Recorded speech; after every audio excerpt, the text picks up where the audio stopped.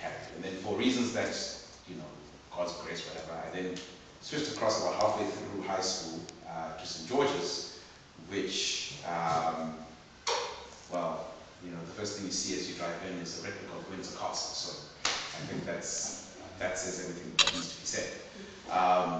So for me, then, I then made what I consider the best mistake of my entire life in the first week, because sitting in class, in physics class, I was having a conversation, and the guy behind me said something that I considered was very racist. So I turned around and I saw the name Smith. And so I said, well, that's rich coming from you, Ian Smith's grandson, which I meant as a diss. And then the guy sitting next to me jabs me in the ribs and says, that actually is Ian Smith's grandson.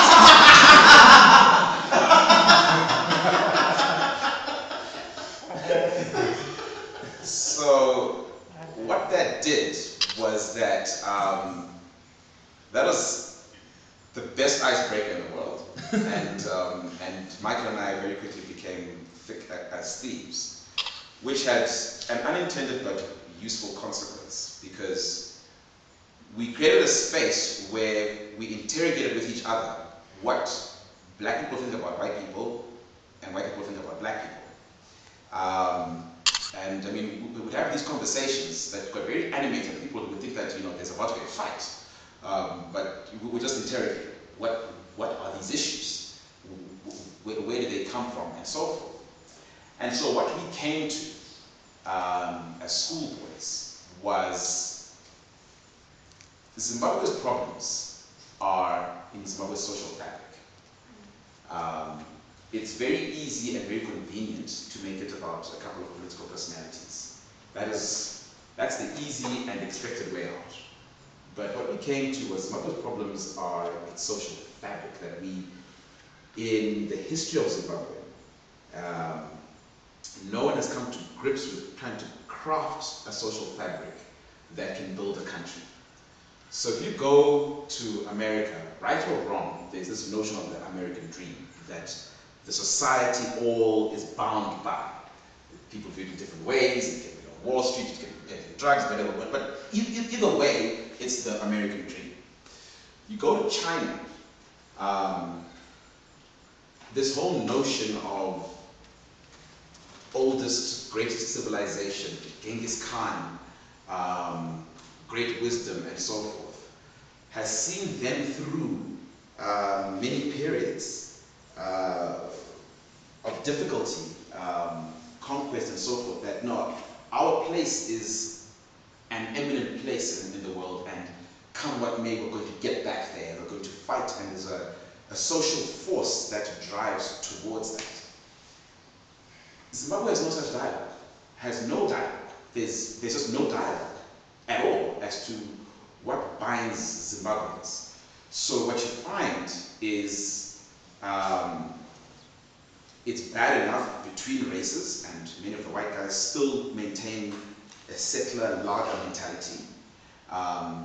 But even within the white community, there's a hierarchy that the quote-unquote lesser Europeans, the Portuguese, the Greek, the Italians, are lesser than those who are of English descent. And so there's a range of hierarchies. Then, you know, black people ask you, because you want to know, and so there's this fragmentation that just never creates cohesion, one story, one narrative, one vision. So then we get lost in personalities and elections and constitutions and so on and so forth, none of which I think will solve anything, because we haven't gotten to the heart of what is the society. What are we building as a society? Where is it headed? And for me, the tragedy, the irony, the humor almost, the comedy for me is, you have a place that produces some of the best people academically, but surely education in the country is to build that country. And yet, all of that talent is developing in other places. And surely that's just a disconnect as a conversation. surely that talent should be developing in Zimbabwe. Can't even call it exported like Yeah. that. Yeah, exactly. Just giving it away. Exactly. So you look at most recently China's recovery. It's a fascinating story to understand in depth because Chairman Mao had this cultural revolution. Say what you want. And then people said, actually, you're stuffing up. So he then went on a campaign, killing people, intellectuals all left, and so on. But unlike in Zimbabwe, they left, but they were like, we're still going to help build China. And they were all now asking themselves, outside of China, hating Chairman Mao, that China was bigger than Chairman Mao. And what are we going to do to rebuild China? Do people send remittances back to China and so on? And they developed this construct of American-based Chinese. And then when Chairman Mao died and Deng Xiaoping came, Deng Xiaoping, interestingly, got up and said to the Chinese people, Chairman Mao was 30% wrong and 70% right. So we're just going to change the 30%. Deng then changed 90%, but that's, was just a way of handling a conversation. And the most significant transformation in contemporary history occurred. I mean, I've got these stats that from 1981 to 2005, you had a poverty rate, the definition of poverty, the percentage of people living below $1.25 per day, definition, went from 84% to 16%. With the transformation that took place from 81 to 2005. I mean, what a drop. And that was because a cohesive conversation took place as to what are we doing. And we all know that today China is USA's biggest creditor, and so on and so on and so forth. Why can't that be Zimbabwe? I mean, maybe not being USA's biggest creditor, but why can't that be Zimbabwe crafting in 20 years a transformational story? I don't see why not. And so for me, it is getting a group of people who understand that it is a question of the fabric of the society that has to be engaged with. So let all the political process happen, and we have to pay attention to it because politics affects everything. But it is wrong to make that the point. Because some man who's 88 will die eventually, and suddenly we'll see that the problems just remanifest in another way.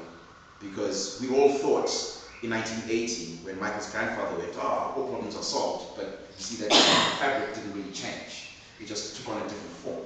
So definitely when this man goes, however he goes, the fabric won't change because it hasn't been dealt with. So somebody has to deal with the fabric. Somebody has to begin to craft a national identity, a national ethos, a collective story that binds. Take the fear, and that's a very important word. I mean, I was just there going to speak to my alma mater. I spent a lot of time in roady terrain, and you see that there's just a lot of fear amongst white Zimbabweans. And that fear then results in a reactionary approach. So how do you start to take the fear out that various groups of people feel and replace it with hope and aspiration of something better that we can become as a country? So obviously, because I spent 6 years trained by the Jesuits, I'm very inspired by the Jesuits, their story from the very beginning of the 16th century. When 10 people took on the Reformation. So if 10 guys could take on the Reformation, I think 8 of us could take on little Zimbabwe. So I think that's my story. Thank you. Cool. Yeah. We've mentioned the Jesuit thing a couple of times, and I don't know your various religious backgrounds. If I can just reassure you that although as people trained by the Jesuits we have a strong sense of spirituality, which is fundamentally a spirituality of seeing God as present in everything that happens in the world, and although that comes from a Catholic tradition, there is no attempt within this to impose any kind of Catholic values or Catholic different models of spirituality. So I hope you feel, whatever your background, that you feel equally welcome here. With that in mind, I'm going to lead you in an Ignatian-style reflection. Since the sun is out, can I suggest you pick up a chair and come and sit in the sun? And find a space where you're not staring at each other, but you can enjoy the view.